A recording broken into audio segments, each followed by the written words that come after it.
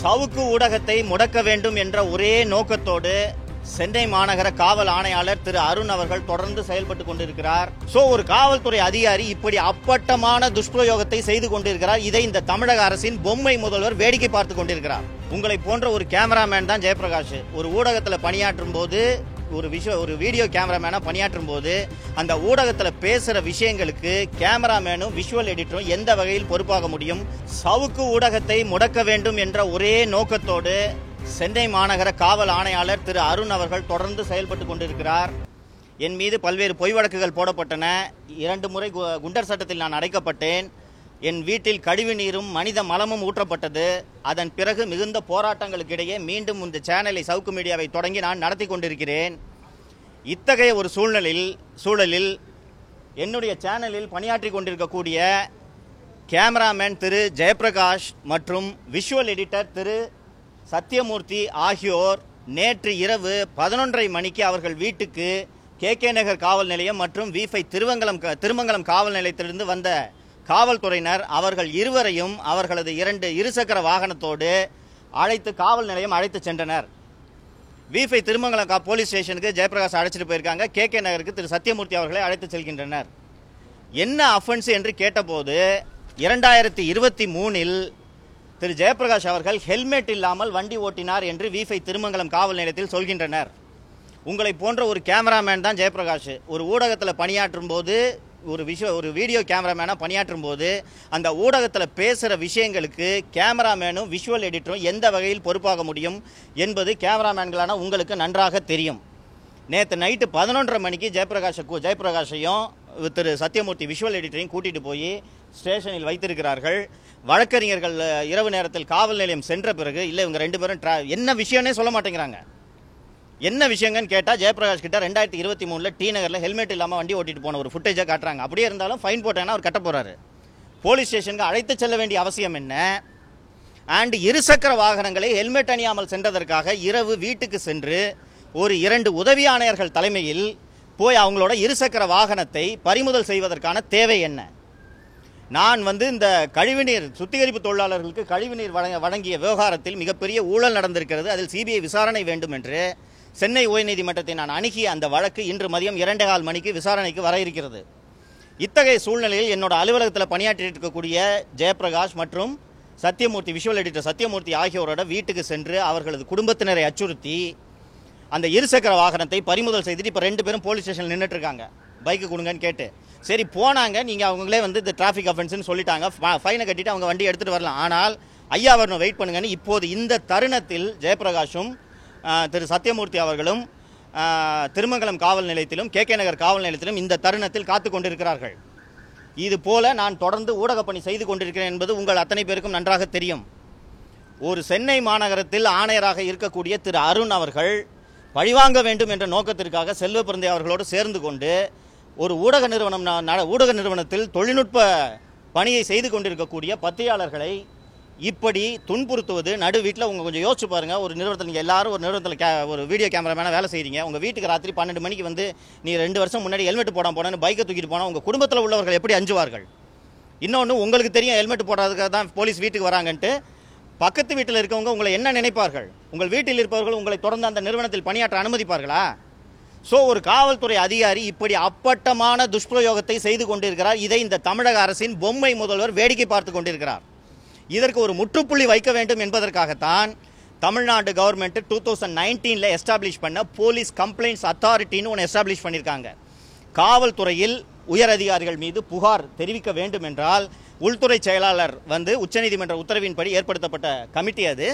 உள்துறை செயலாளர் அந்த போலீஸ் கம்ப்ளைண்ட்ஸ் அத்தாரிட்டியோட சேர்மனாக இருப்பார். அதோட members head of police force and additional DGP law and order இருப்பாங்க.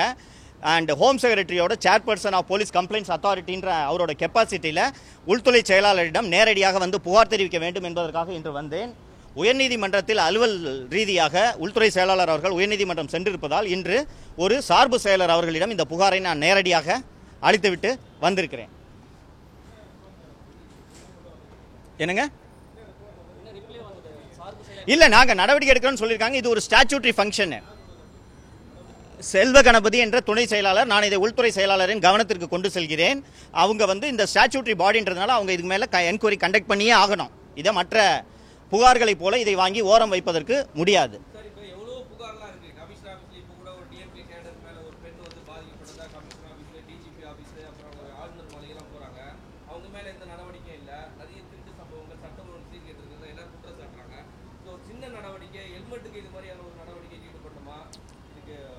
ரொம்ப அழகா நீங்க கேட்டீங்க. 2017 போடப்பட்ட டாஸ்மாக் வழக்குக்கு இப்போது ஏன் அமலாக்கத்துறை விசாரிக்கிறது என்று தமிழக அரசு உயர்நீதிமன்றத்தை அணுகுகிறது, உச்சநீதிமன்றத்தை அணுகுகிறது. ஹெல்மெட் போடாமல் போறதுன்றது தவறு என்றாலும் அது ஒரு சாதாரண 1000 ரூபாய் அபராதம் விதிக்கக்கூடிய ஒரு தவறு. அந்த தவறுக்கு 10 போலீஸ் ஜீப்பில் போய் ஒரு ஜேர்னலிஸ்டோட வீட்டுக்கு போய் பைக்கை சீஸ் பண்ண வேண்டிய தேவை என்ன?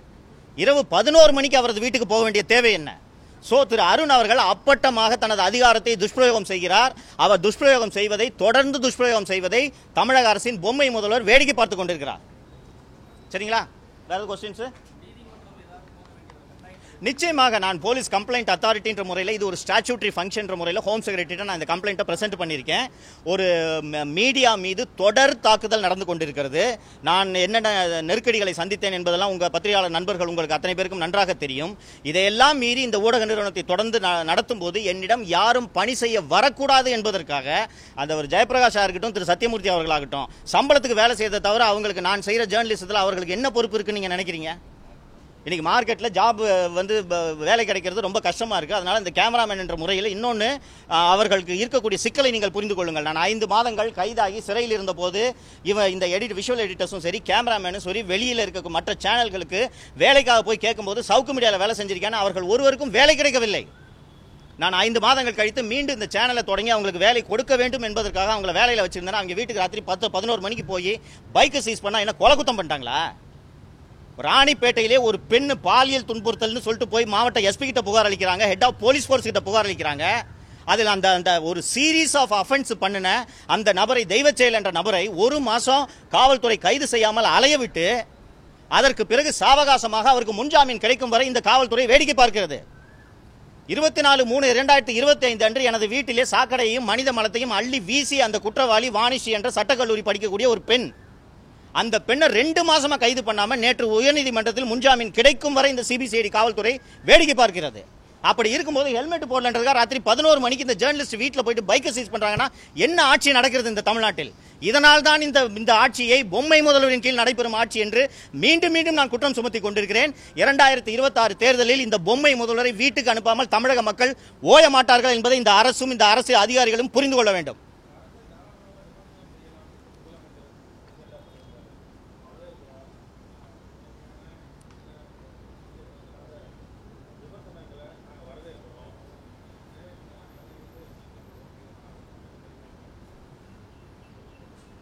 தேவராஜன், உங்களுக்கே நன்றாக தெரியும், நான் தொடர்ந்து இந்த அரசை விமர்சனம் தான் செய்து கொண்டிருக்கிறேன்.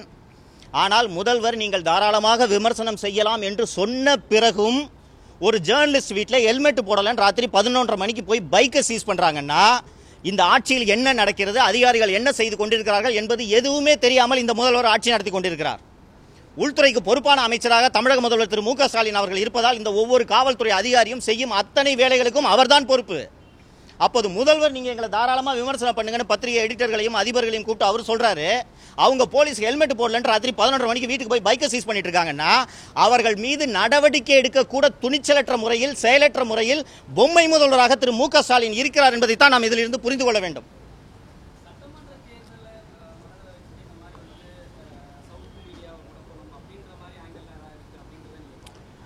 ரொம்ப சரியா கேட்டீங்க. சட்டமன்ற தேர்தல் தொடர்ந்து வருவதால் அரசின் மீது கூர்மையான விமர்சனங்களை சவுக்கு மீடியா தொடர்ந்து வைத்துக் கொண்டிருப்பதால் இந்த நேரத்தில் என்னிடம் பணியாற்றக்கூடிய என்னுடைய ஊழியர்களை இப்படி அச்சுறுத்துவதன் மூலமாக என்னிடம் பணியாற்றுவதற்கு எந்த ஊழியரும் முன்வர மாட்டார். அப்படி எனக்கு ஊழியர்கள், எனக்கு விஷுவல் கேமரா தெரியாது, எனக்கு விஷுவல் எடிட்டிங் பண்ணுறதுக்கு தெரியாது, நான் பேச தான் தெரியும் எனக்கு. ஸோ என்கிட்ட வேலை செய்கிறதுக்கு யாரும் வரல, கேமராமேன் வரல, விஷுவல் எடிட்டர் வரல அப்படின்னு சொன்னீங்கன்னா அப்புறம் நீங்கள் எப்படி நீ சேனல் நடத்துவேன்? ஸோ 2026 தேர்தலுக்கு சவுக்கு மீடியா ஒரு மிகப்பெரிய தலைவலியாக இருக்கும். ஸோ நான் அவங்க சேனலில் வேலை செய்கிற டெக்னீஷியன்ஸை பூரா இது மாதிரி ஹாரஸ் பண்ணி ஒருத்தரையும் வேலைக்கு வர விடாமல் பண்ணி சேனலை நான் க்ளோஸ் பண்ணிட்டேன் என்று இந்த அரசுக்கு உதவுவதற்காக திரு அருண் அவர்கள் இதை செய்து கொண்டிருக்கிறார். தமிழக முதல்வர் இதை அனுமதித்துக் கொண்டிருக்கிறார். சார், இங்கே நடக்கிறது எல்லாமே நன்றாக தெரியும். நான் வெளிப்படையாகவே இந்த குற்றச்சாட்டை சுமத்துகிறேன். பத்திரிகையாளர் மன்றமே அருண் கட்டுப்பாட்டில் இருக்கிறது. உங்களுக்கு பத்திரிகையாளர் மன்றத்தில் காவல்துறை அதிகாரியை அழைச்சு உணவு விடுதியை திறக்க வைக்க வேண்டிய தேவை என்ன? தமிழகத்தில் மிக மூத்த பத்திரிகையாளர்கள், அற்புதமான பத்திரிகையாளர்கள் இருக்கிறார்கள். அவர்களை அழைத்து திறக்கப்பட வேண்டிய பத்திரிகையாளர் மன்றத்தை காவல்துறை அதிகாரியை அழைத்து அந்த பத்திரிகையாளர் மன்ற நிர்வாகிகள் திறக்கிறார்கள் என்றால் அருண் கட்டுப்பாட்டில் சென்னை பத்திரிகையாளர் மன்றம் செயல்படுகிறது என்பதை புரிந்து கொள்ள வேண்டும். சார், ஆளுங்கட்சியாக இருந்து அதிகார துஷ்பிரயோகம் செய்யும் ஒரு கட்சியின் மீது, ஒரு அரசின் மீது தான் ஒரு பத்திரிகையாளர் தொடர் குற்றச்சாட்டுகளை வைக்க முடியும், வைக்க வேண்டும். அதுதான் ஊடகவியலாளர்களின் கடமை என்று நான் பார்க்கிறேன். எதிர்க்கட்சிகளை அடிப்பது செத்த பாம்பை அடிப்பது. ஊரே அடிக்காத. தினகரன் எடுத்து டெய்லியும் பார்த்தீங்கன்னா டெய்லி ஏடிஎம்கே அடிச்சுட்டு இருப்பாங்க, பிஜேபி அடிச்சுட்டு இருப்பாங்க. அதற்கான தேவை என்ன இருக்கிறது என்று கேட்கிறேன்.